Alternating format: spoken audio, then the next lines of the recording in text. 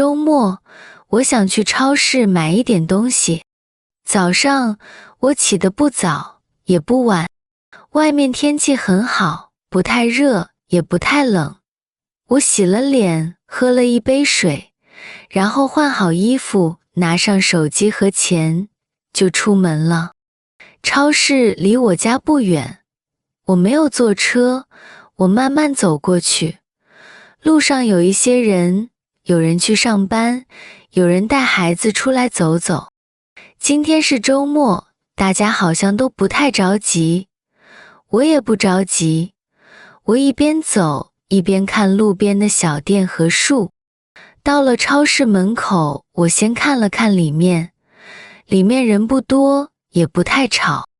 我喜欢这样的超市，太多人我会觉得累，今天刚刚好。我先去看水果，我看见苹果，也看见香蕉。苹果很红，看起来很好吃。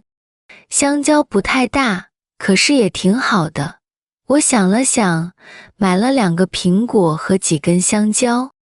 一个人在家，不用买太多，买太多吃不完也不好。然后我去买牛奶。我平时早上喜欢喝一点牛奶，有时候我吃面包，有时候我吃米饭。今天我看见一种牛奶，不贵，我就拿了1盒，旁边还有面包。我想，明天早上可以吃面包，喝牛奶，这样很简单，也很方便。后来，我又买了一点鸡蛋和菜。鸡蛋可以做早饭，也可以做午饭。菜不多，可是很新鲜。我看着这些东西，心里觉得很安心。家里有一点吃的，人就会觉得放心一点。买好东西以后，我去付钱。前面有2个人，所以我等了一会儿。一个阿姨买了很多东西，一个小男孩拿着一瓶水，他看起来很开心。我看着他，也笑了一下。付完钱以后，我拿着东西走出超市。袋子不重，可是也不轻。我慢慢走回家，路上有风，风吹在脸上，很舒服。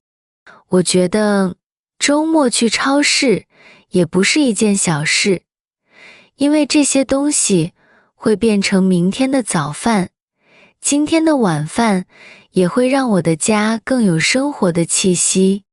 回到家以后，我把水果放在桌子上，把牛奶放好，把菜洗了洗。房间里很安静，可是桌子上有水果，家里有吃的，我觉得很开心。这个周末，我没有去很远的地方，也没有做很大的事，我只是去了一次超市，买了一点简单的东西。可是这样的生活也很好，简单一点，慢一点，心里就会舒服一点。今天就说到这里吧，希望你今天也过得不错，明天再见。